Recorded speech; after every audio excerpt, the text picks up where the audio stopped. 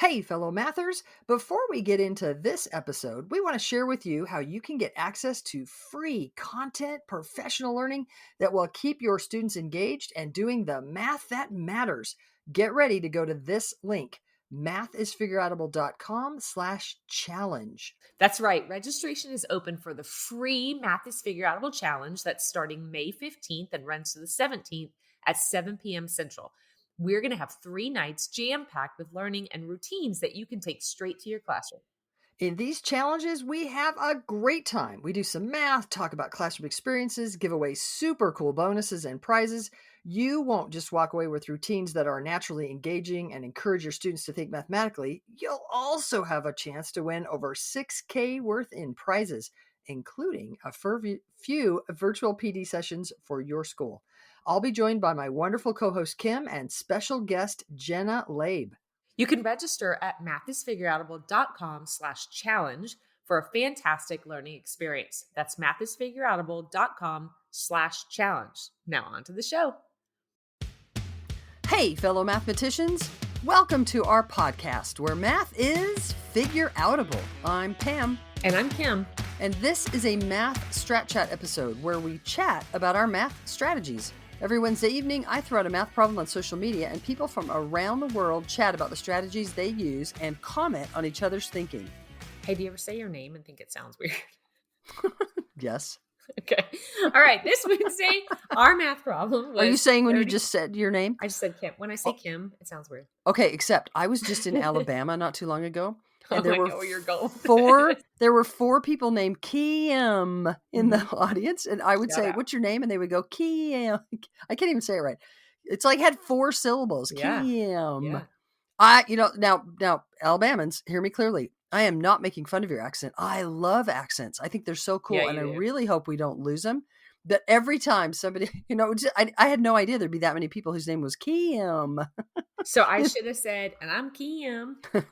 Then I would have cracked up even more than I am now. Okay. Yeah. Okay. Our problem All right, what's the problem today? Is 33 times 66. And we are wondering how you would like to solve this problem. Pause the podcast, solve it however you want. You get the freedom to choose.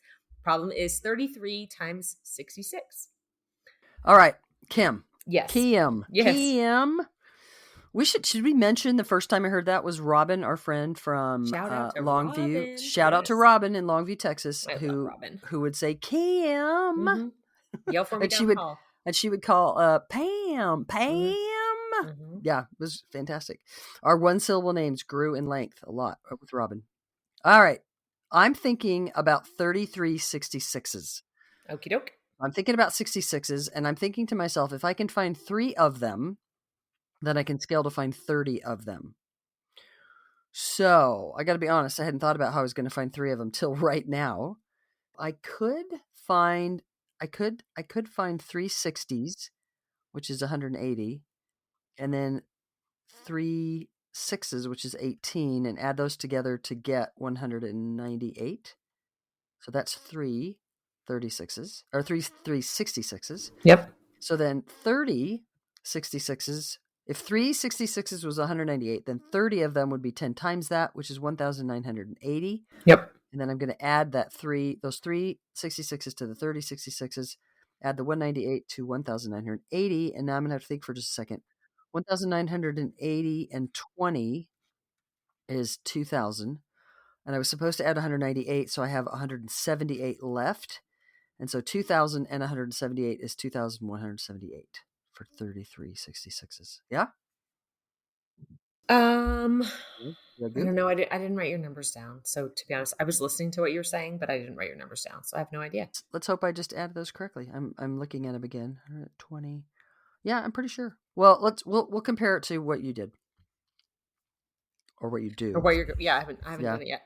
So 33 times 66. I gotta try the 11s because they're there. Yeah. So I'm gonna go 33 is 3 times 11. And 66 is 11 times 6. So I'm rearranging. And I'm calling that 121 times 18. Yep. Okay. So that doesn't sound like you're very excited. Well, I don't love it, but I do remember that I didn't love last week's. Then I charged on. So 121 times 10 is 1210. And then I've got 121 times 8. And last week I did 121 times 4, and I was really okay with that one because it was 100. Oh, I can't remember what it was now. It was 484. So that's 4 of them. So then double that is going to be 968. So that's 8 121s. I'm writing down 121 times 8 is 968. And I'm going with 1200 and 900 is 2100, and 10 and 68 is 78. So I got 2178. Is that what you got? It is what I got. Okay, sweet. Nice. Hey, so I was super curious. Once you got to the 18 times 121, I would have thought you would have done 20 times 121 and then backed up. If I hadn't done 121 times 4, like just last week, and we literally talked about the 121 times 4 and how simple that was. Otherwise, I probably wouldn't have done that again. Yeah. Okay. I have a wonder. Once you had, so this is me wondering out loud, in time, I've not wondered about this before. Once you had 3 times 11 times 11 times 6, at least that's the way I wrote it down on my paper. I wonder about doing the 18, but then leaving the 11s alone. Okay. And I'm wondering about thinking about 18 times 11, because that's like 18 times 10, which is 180, plus 18 times 1, which is 18. So that's 198. And then having that 198 times 11. Yeah, I like it. Which would be 10 of those 198s, which is 1,980, plus one of those 198s, which is 198, and adding those together. That's interesting, yeah? Yeah. So once you have 11s, you can kind of do them one at a time because multiplying by 11 is so nice. Yeah. It's just 10 and 1. Do you think anybody's tempted out there right now to go, just use the 11s trick? Oh, don't tell me. I don't know it. Well, good. So I'll just say, sure, I could have used, quote unquote, the 11s trick. Or I can just think about times 10 times 1 and add them together, not fill my brain with a trick I don't have to fill, and be thinking and then recognize patterns like that come up where I don't know that I would recognize them if my brain is just full of a bunch of tricks. Yeah.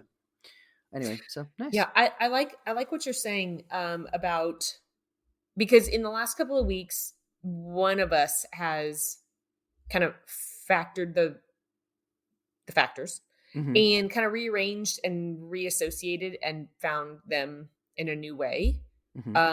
But I like this. Don't automatically assume you reassociate them to make 2 factors again. I don't know that Yeah. Oh, good. I dig it. All right. Nice. We can't wait to see what you are all thinking. Have you played with factors lately? You should. Represent your thinking. Take a picture of your work. Tell the world about Math Strat Chat on social media. And while you're there posting your problem, check out what other people did. Yeah, comment on their thinking. That's super fun. And tag me and use the hashtag MathStratChat. And then check out the next Math Strat Chat problem that we post Wednesdays around 7 p.m. Central Time. And come back here to hear how we're thinking about the problem. We love having you as part of the Math is Figureoutable movement. Let's keep spreading the word that math is figureoutable.